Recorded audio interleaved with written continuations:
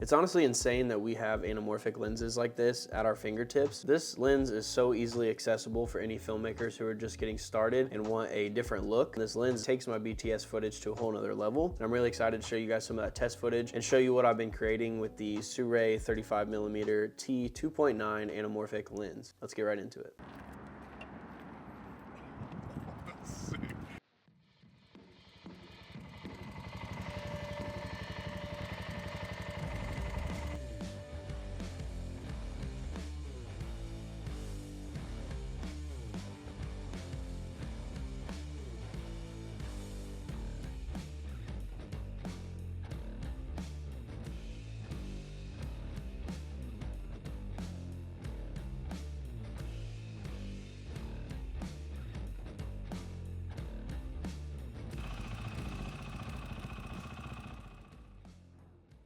Okay, so that footage right there was from a Monster Energy shoot that I got to be a part of last month. And yeah, that was the test footage that I got to shoot on the Sirui 35mm t 2.9 anamorphic lens. This was a super fun lens to take on this monster shoot because I got the chance to just film more unique behind the scenes. So for those of you who might be a little unfamiliar, this is a budget-friendly anamorphic lens. Back in the day, these lenses would have costed you so much money, and now we have them at our fingertips, like I said. And it's really insane what you can actually do with these lenses once you put them on your R5, put them on whatever mount you decide to get, and start shooting. You quickly realize that things get pretty cinematic pretty quick. This lens is gonna give you that signature cinematic widescreen look. It's also gonna give you some nice bokeh with that 2.9 aperture. And you're also gonna get the horizontal lens flares that most people end up buying this lens for that look. I chose to get the regular lens flare, which basically means that any color that the light is, the lens flare will project that color. But Sirui also makes the lens with the classic blue lens flare as well. So you have some options there, which is great. I'll show you guys in the footage and hopefully you can kind of make the decision based off of if you would buy the blue lens flare or if you'd buy the natural lens flare.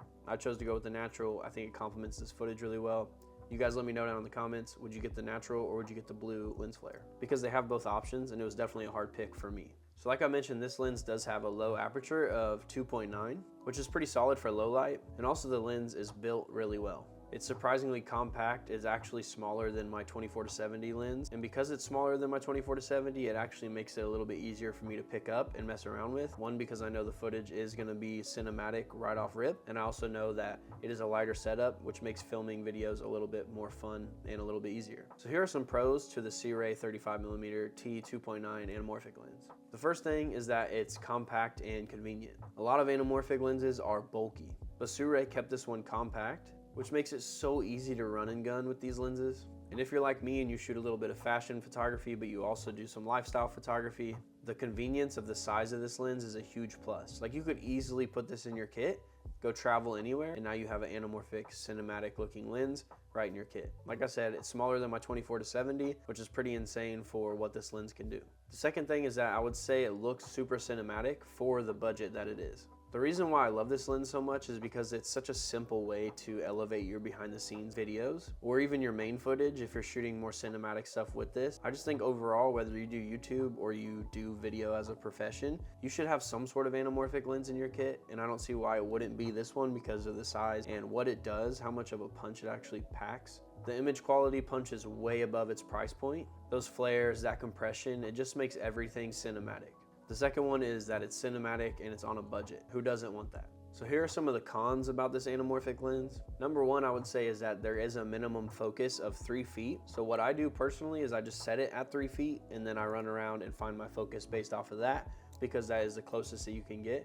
But once you do have it within focus of the 3 feet, it looks so good. So this lens isn't really a lens you would want to use for close-up stuff. I think there are some ways to hack it. Like I've seen people use diopters. I haven't gotten that far by using the lens, but from what I can just tell, even with the 3 foot minimum focus, it's still such a sick lens. Another con that I'd have is that obviously it just doesn't have autofocus, but it is such an easy fix, especially if you get a follow focus like motor for your lens, because if you do notice, it does come with the rubber notches on here, so that way you could get follow focus on it pretty easily. So it's really convenient that Sirui made the lens with that already. I think they just had that in mind. So not having autofocus isn't the end of the world. I shot all the footage that you see in this with manual focus, so having this be autofocus would just make the lens a lot more fun to use. Another con that I have, and that is honestly just based off of like my equipment, I know there are monitors that have D-squeeze, and there might even be some cameras now that have an automatic D-squeeze for the anamorphic footage. My Canon R5 doesn't have that. So when I am trying to find focus, the visual that displays on my screen over here is just like warped. But it's not impossible to find the focus if you just point your camera at it and find the manual focus like that. You still end up finding it, but you don't really understand like your full composition. So I definitely would recommend getting a monitor that has D-squeeze on it. Or if your camera has D-squeeze, then that's an advantage as well. That would make this lens even more fun to use, because if you could just see how the footage would look straight out of camera, then that would be insane. But it's not hard to take the footage home, put it in Premiere Pro or DaVinci or whatever you use, and D-squeeze it and make it look great. All right, just to show you guys, I'm gonna take my lens off that I'm recording with right now, and I'm gonna put the Sirui lens on just so you guys can see how cinematic even a simple talking head could be. So let's put the lens on and give it a look. Okay, so now we have the Sirui 35mm anamorphic lens on here. And like I said, it is a 3-foot focus distance here, minimum. So that's why I'm sitting a little further back. But still, you can get a pretty good gauge of how this footage would look. And also, I'm gonna take this flashlight right here. So now you guys can see some of the lens flares, especially for a talking head. If you had this positioned, you know, somewhere over here in the corner of the shot, where it's just kind of beaming in like this, it immediately looks so sick. That's why I love this lens so much, because you can get these flares. This is with the natural lens flare here, but they do have a blue one, and I imagine it would look a little bit more like this. So yeah, it's pretty cool. They do have color options, but I like the natural just because any lighting that you're working with, it will become that color. So I didn't really realize how sick red actually looks right here. This is how a talking head could look unique too. I wanted to show you guys some test footage that I shot. Something about the widescreen look for this shoot just really had me. I love the way this looked, and hopefully you guys do too. So check out this footage that I shot with my buddy Ivan.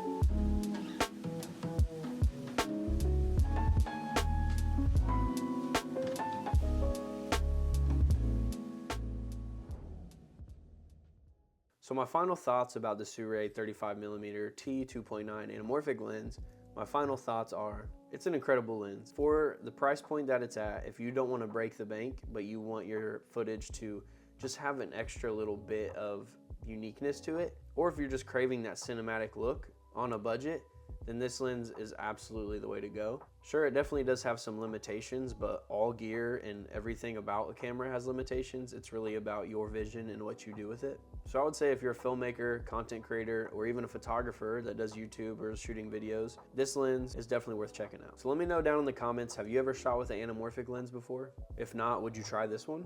And as always, if you found this video helpful, please hit the like button. It really does help. Make sure you subscribe to the channel and stick around for future uploads. I post a lot of film photography. I'm gonna start doing a lot more studio stuff here soon. So definitely stick around, have a lot of ideas and a lot of stuff for you guys in the future. Thank you guys so much for watching. I'll definitely see you in the next one. If you haven't seen any of my other videos, make sure you stick around on the channel and give them a look. All right, peace.